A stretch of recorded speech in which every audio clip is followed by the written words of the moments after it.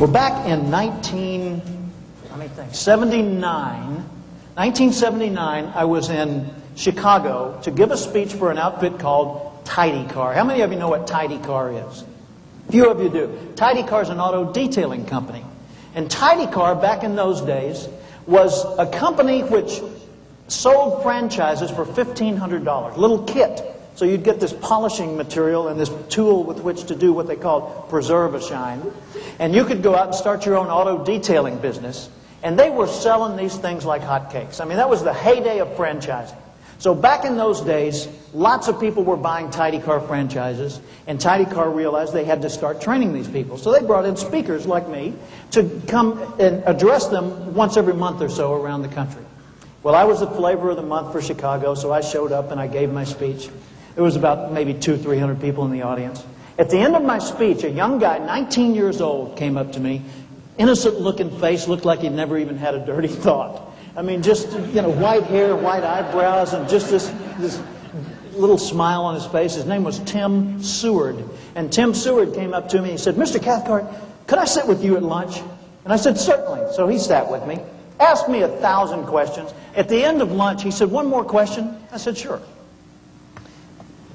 Do you have a quote or a slogan, a motto that you could give me as a daily motivator?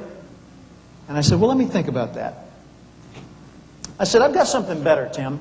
I've got a question. And here's the question. Every day, ask yourself this question as often as you can remember to ask it. How would the person I would like to be do the things I'm about to do?"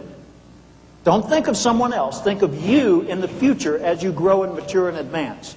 How would the more refined version of you do the work you're setting out to do right this moment or during this day? In other words, if you keep thinking like an acorn, you'll remain an acorn. So you've got to think like an oak. He said, "Well, I'd like to be the international sales leader for Tidy Car." I said, "Good. Use that question." What happened was he went back home to Bay City, Michigan. He got rid of his T-shirt and jeans and he put on a little jumpsuit.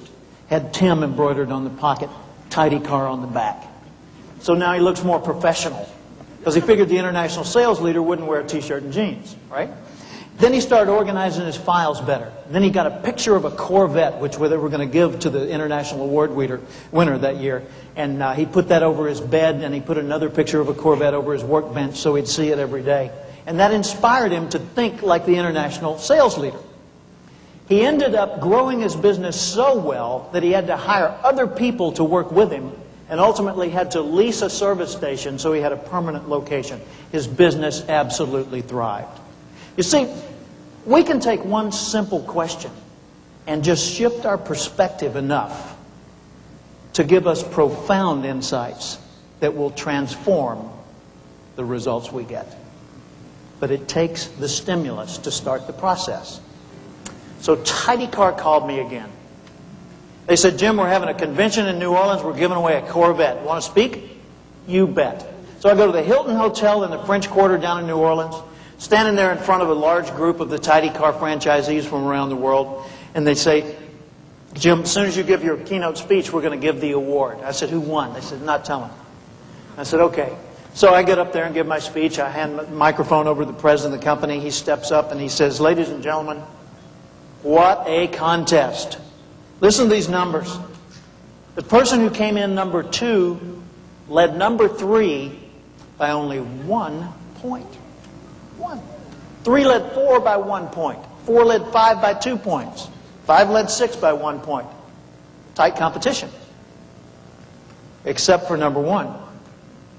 The person who leads this contest, number 1, the international sales leader, led the contest with 300 more points than number 2. For first place, there was no competition. Welcome with me. Your international sales leader from Bay City, Michigan, Tim Seward." The place went insane. Everybody dancing, screaming, cheering, hugging each other. A few people took advantage of that. It was fun. Everybody's having a good time. They bring Tim on their shoulders to the front of the room. They put him on the stage. He's up there caressing the Corvette as much as you can do that to a vehicle. I came over, I gave him a bear hug, and I congratulated him. I said, Tim, what did you do? He said, I just did what you said in Chicago. I said, specifically. What did I say in Chicago? He said, come on, Jim, you know. The daily question, how would the person I'd like to be do the things I'm about to do? And he told me the story I shared with you a little while ago. And I said, wow, I am so proud of you. That's great. And he said, oh, it gets better. What? He said, well, I didn't know if I'd won. I knew I was in the running, but I didn't know if I'd won. So I'm getting ready to come to New Orleans to the convention, and I'm thinking, okay, how would the international sales leader go to New Orleans? I figured he'd go first class. One way.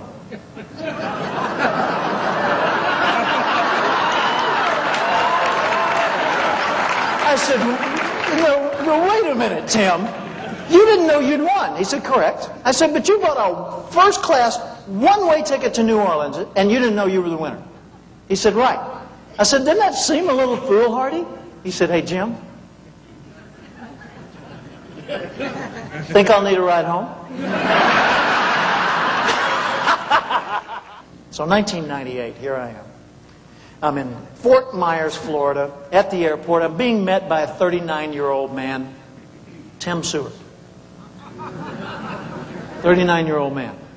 He's driving me, not in a Corvette, but in his SUV. He's driving me to his home in Naples, Florida, where we're having dinner by his indoor pool. And he tells me about his life. Well, I sold my tidy car business, made a pretty good, a bit of money on that. I sold that business after the one that I formed after Tidy Car, and then I built another business, and I just sold that business this last December, he said, for $7 million. He said, I'm 39 now, so I retired to Florida.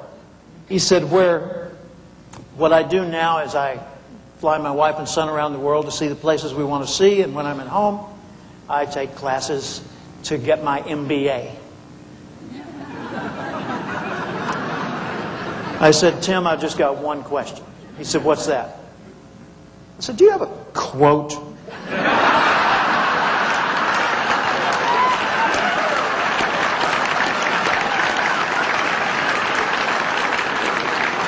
A slogan, or a motto, something I could use for a daily motivator. True story, here's what he said. Yes, Jim, ask yourself every day, how would the person I'd like to be do the things I'm about to do?